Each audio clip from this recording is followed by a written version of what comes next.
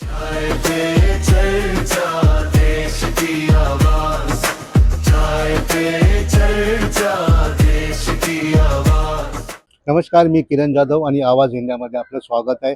सध्या मी आहे ठाकूर विलेज अलकनंदा ह्या सोसायटीमध्ये.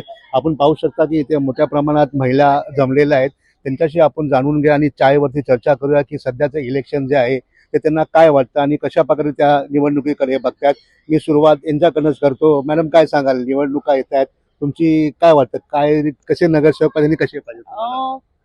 फार वर्ष झालेत तुमचं निवडणुका झालेल्या नाहीयेत आणि प्रशासक सगळं बघतोय. तर मला असं वाटतं की नगरसेवकच तुमच्या एरियातले प्रॉब्लेम समस्या काय आहेत त्या समजू शकतो.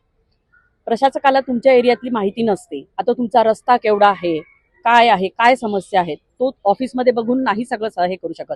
त्या निवडणुका ह्या वारंवार म्हणजे वेळेत व्हायलाच पाहिजे, त्या एवढे वर्ष का झाल्या नाही हा पहिला प्रश्न आहे. अजून काय वाटतं तुम्हाला? नाही, हेच वाटतं की काय चाललंय, काय सगळं हुकुमशाहीकडे चाललेलं आहे सगळं. वोट चोरी चाललेली आहे, त्याच्यानंतर सगळे पैसे देऊन मतं खरेदी करतात आहे. मग हे सगळं चाललेलं आहे, बरोबर आहे का, हे एवढंच मला विचारायचं आहे. दोबारा मतदानाची पण संख्या खूप वाढली, त्याबद्दल हा, काय सांगाल? दुबार मतदार केवढे तरी दिसतात आहे. सजग होऊन नुसतंच अंधभक्त होऊन चालणार नाही. तुम्ही सगळा विचार करा, देशात काय चाललेलं आहे किंवा एका आपल्या महानगरपालिकेतच काय चाललेलं आहे, ही सगळे विचार करण्याची गोष्ट आहे असं मला वाटतं. अजूनही काही स्थानिक रहिवासी आपण त्यांच्याशी जाणून घ्या.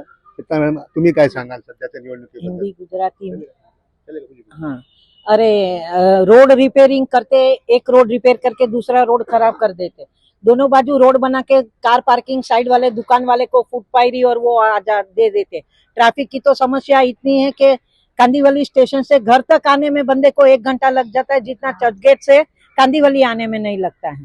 तो रोड रिपेयरिंग वो बहुत जरूरी है। ग्रोवेल के पास में ब्रिज बनाया, वो रोड बनाने में 3 साल लगा है ब्रिज के नीचे का, और 3 महीने में तो टूट भी गया। रिपेयर करने में वापस 6 महीना लगा है। आप मानते कि कहीं ना कहीं ट्रैफिक की काफी समस्या मुंबई में दिख रही है? हाँ, मुंबई में ट्रैफिक की समस्या बहुत ही है। ट्रैफिक में बंदा घर से निकले एयरपोर्ट जाने के लिए आधे टाइम तो ट्रेन भी छूट जाती है और प्लेन भी छूट जाता है। ट्रैफिक मेन समस्या है, और एम्बुलेंस के लिए अलग से कुछ सुविधाएं करनी चाहिए, ऐसी इच्छा है। माझ्याकडे काही सिनियर्स आहेत, त्यांच्याशी जाणून घ्या. मग काय सांगाल तुम्ही, आता निवडणुका येत आहेत? नमस्कार सर्व सदस्यांना. हायवेच्या खालचे जे सबवे आहेत ते सगळे कचऱ्यांनी भरलेले आहे. साफसफाई अजिबात नाही. ज्येष्ठ वरिष्ठ सर्व लोकांना नीट चालण्या इतपत सुद्धा ट्रॅफिक खूप खूप खूप असते. त्यामुळे ते रस्ते आधी स्वच्छ आणि नीटनेटके करावे. मॅडम, तुम काय काय सांगाल तुम्ही? BMC officials should be approachable. Whenever public goes, they should find a solution for their problem. They should not give the false promises. They should see to it that it's done. That's all. आप And क्या they should कहेंगे, be अभी educated. चुनाव नजदीक होने वाला है, आप क्या उम्मीद करते हैं कि कैसे नगर सेवक होना चाहिए आपके वार्ड में? Educated people, those who respond to the people's problems. That's all. Madam, तुम्ही काय सांगाल?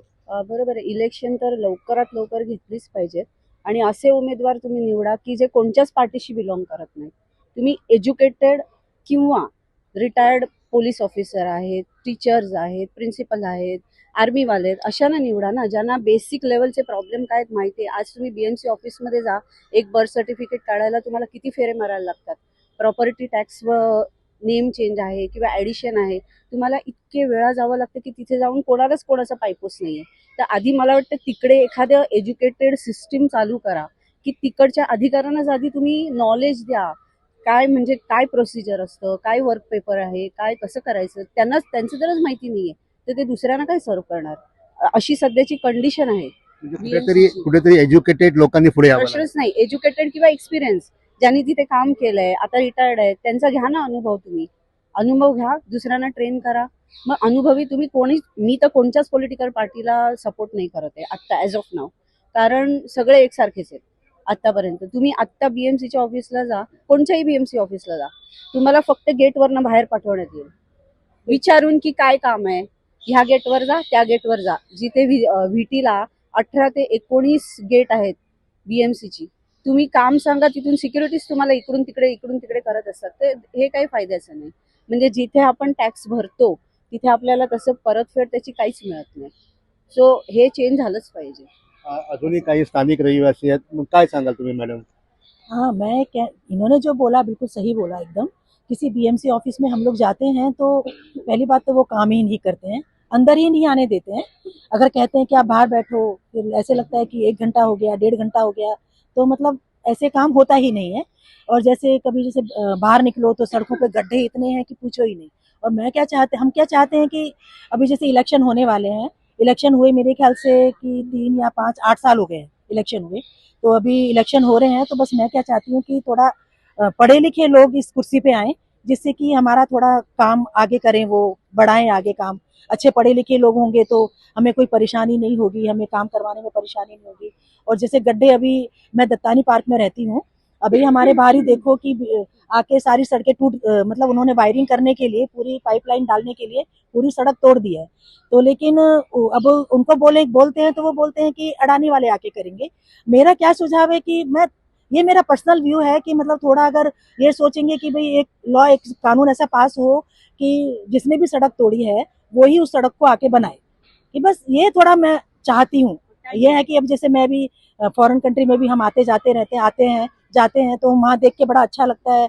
जैसे उन्होंने रोड तोड़ी तो सुबह जैसे गाड़ी लेके बाहर निकलो तो वो सड़क बनी हुई हमें मिलती है। बिल्कुल ऐसा नहीं लगता कि हमें कि वो सड़क टूटी हुई है, वो सड़क बनी हुई मिलती है। हम कंपेयर करना चाहते हैं कि हम फॉरेन कंट्री से अपना कंपेयर कर रहे हैं। हम काफी सुधार होने की जरूरत है। सुधार होने की बहुत जरूरत है हमारे देश में अभी।